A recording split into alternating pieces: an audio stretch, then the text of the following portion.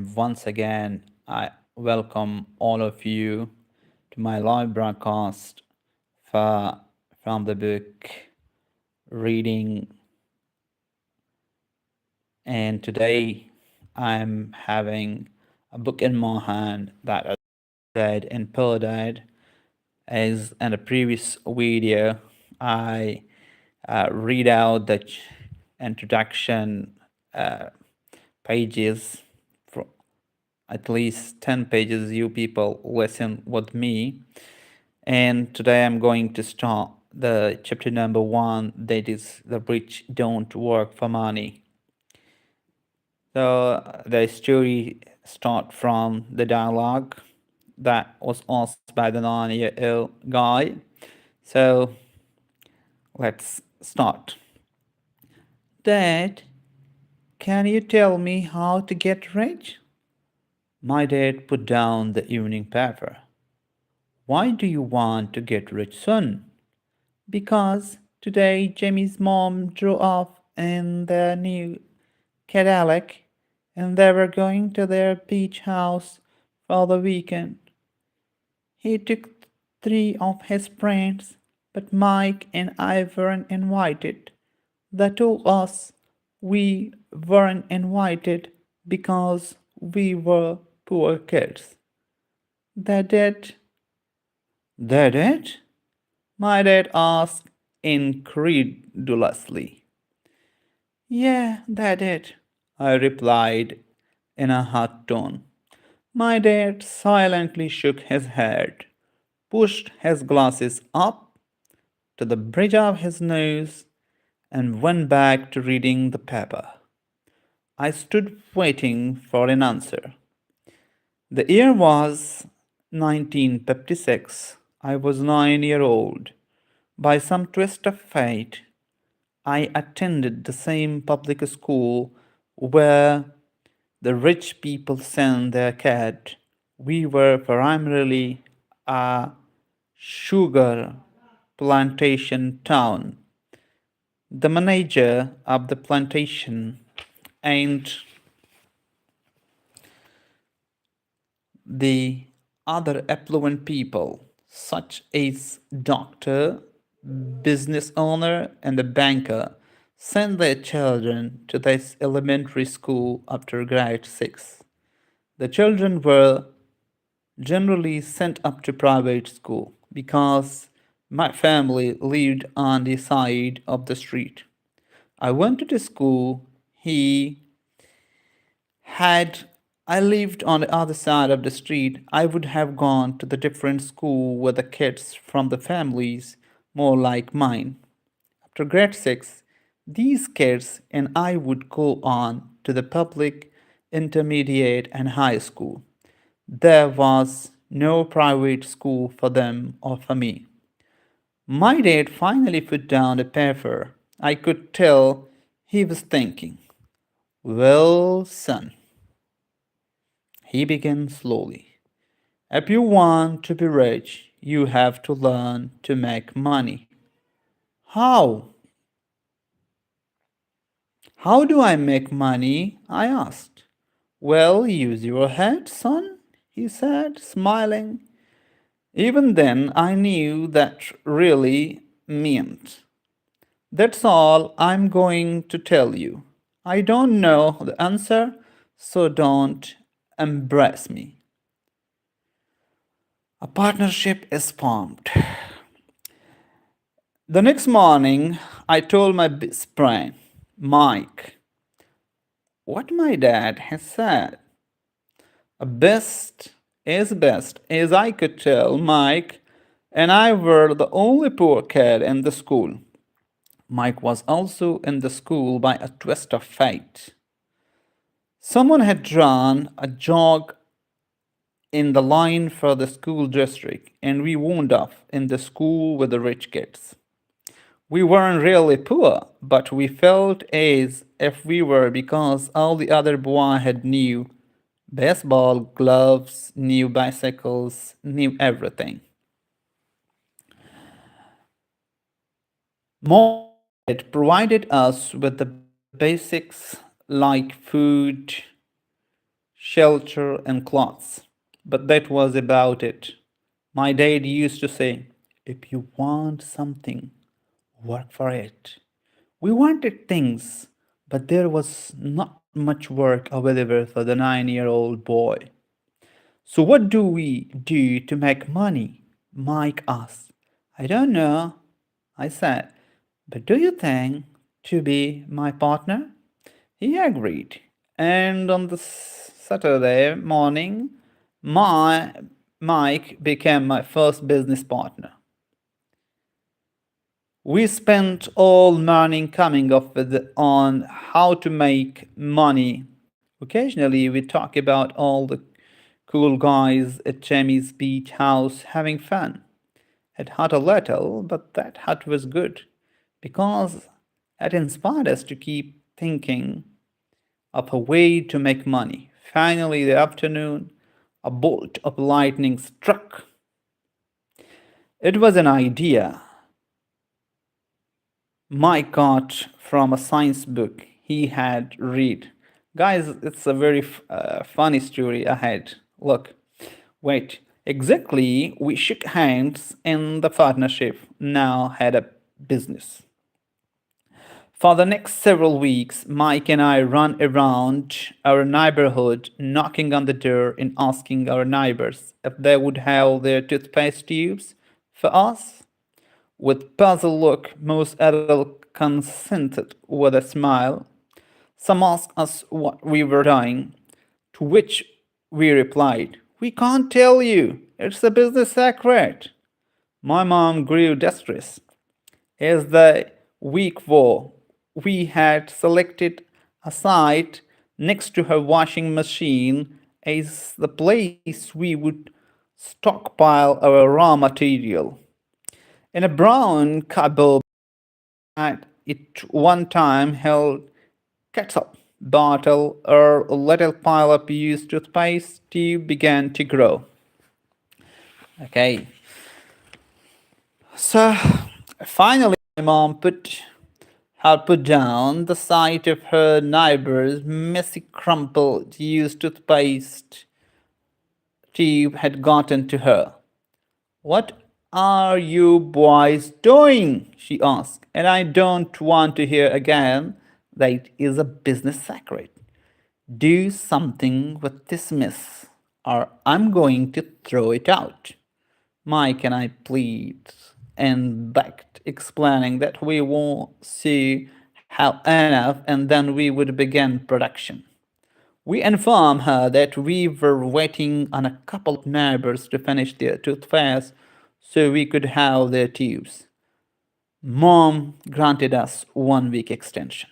Okay, this was the first thing they got. 1 week extension. The date to begin production was moved off and the pressure was on.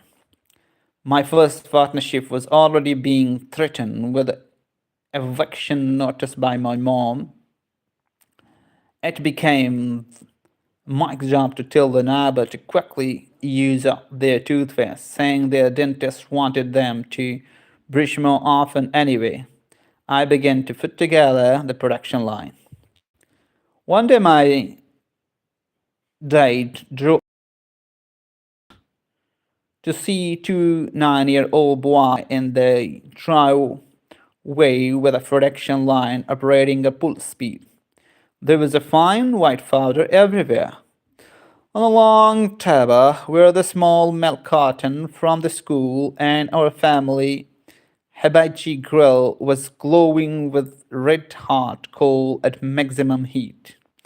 Dad walked off cautiously, having to park the car at the base of the driveway since the production line blocked the cop pot.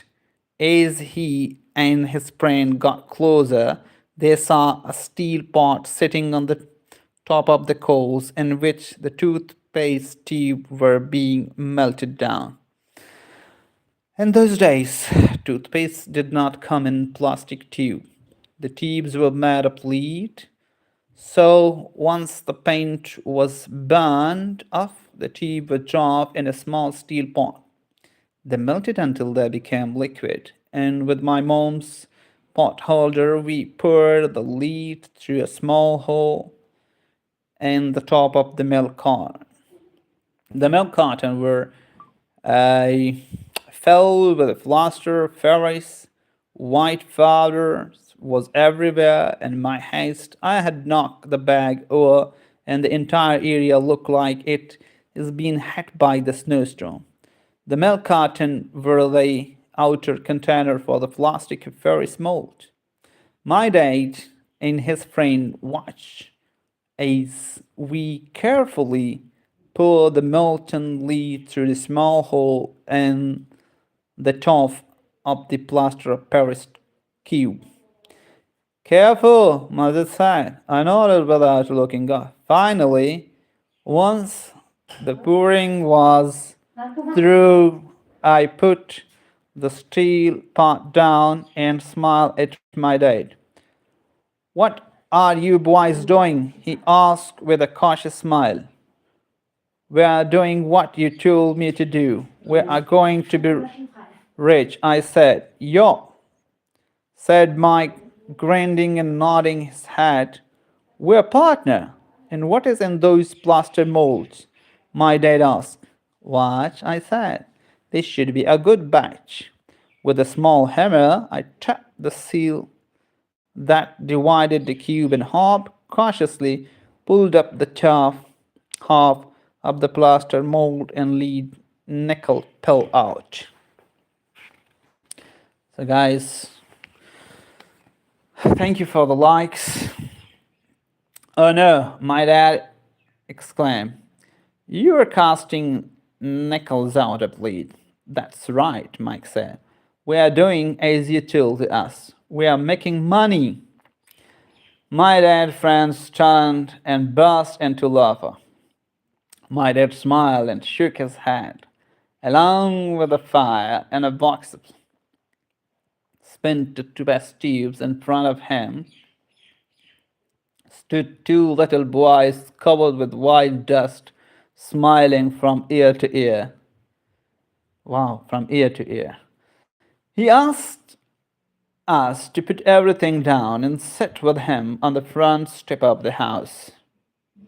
We, with a smile, he gently explained what the word counterfeiting mean. Our dream were staged. You mean this is illegal? Asked Mike in a quivering voice. Let them go, my dad said. They might be developing a natural talent. My dad glared at him. Yes, it is illegal, my dad said gently. But you boys have shown great creativity and original thought. Keep going. I'm really proud of you. Disappointed, Mike and I sat in a silence for about 20 minutes before we began cleaning up our mess. The business was over, and opening day, sweeping the powder up, I looked at the mic and said, I guess Jimmy and his friend are right. We are poor. My father was just having, as I said that. Boys, he said, you are the only poor if you gave up. The most important thing is that you did something most people only talk and dream of getting rich. You have done something. I'm very proud of two of you. I will say it again. Keep going. Don't quit. Mike and I stood there in silence. They were nice words, but we still did not know what to do. So how come you're not rich, Dad? I asked. Because I choose to be a school teacher. School teacher? Really, I don't think about being rich. We just like to teach. I could help you, but really don't know how to make money. Mike and I continue our cleaning up. I know, said my dad. If you boys want to learn how to be rich, don't ask me. Talk to your dad, Mike, my dad asked. Mike with a crunch up face. Yeah, your dad, repeated my dad with a smile. Your dad and I have the same bankers. And he raves about your father. He told me several times that your father is brilliant when it comes to making money. My dad, my cousin again in disbelief.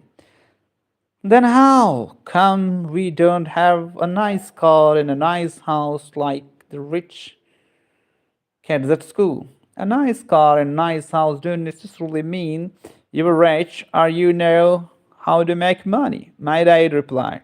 Jimmy's dad worked for a sugar plantation. He's not much different from me.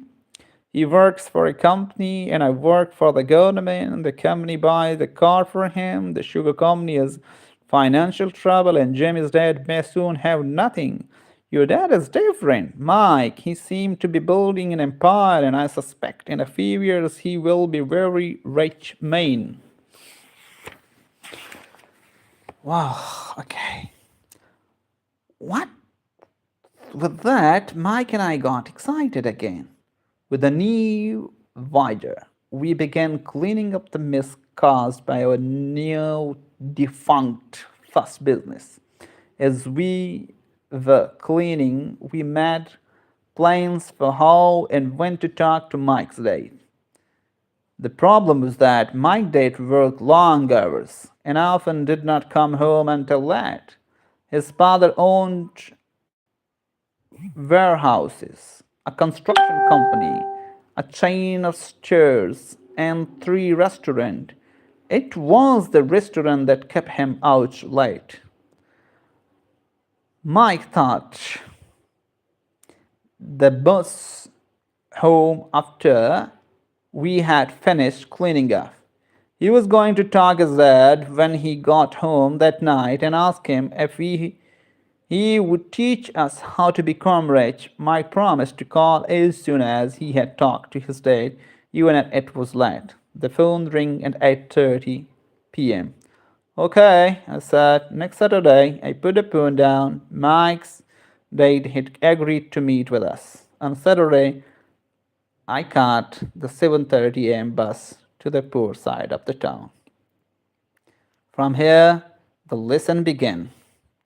And and afterwards, what happened?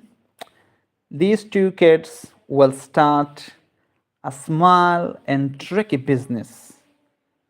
For that, you should have to wait and subscribe my channels. See you in the next video. Bye. Love you all. And thanks to all those who come to my video, listen me, stay with me, love, affection, and prayer for you from my side. Thank you very much. Love you all. Stay blessed where you are. I'm very, very thankful to you. Bye. Love you all.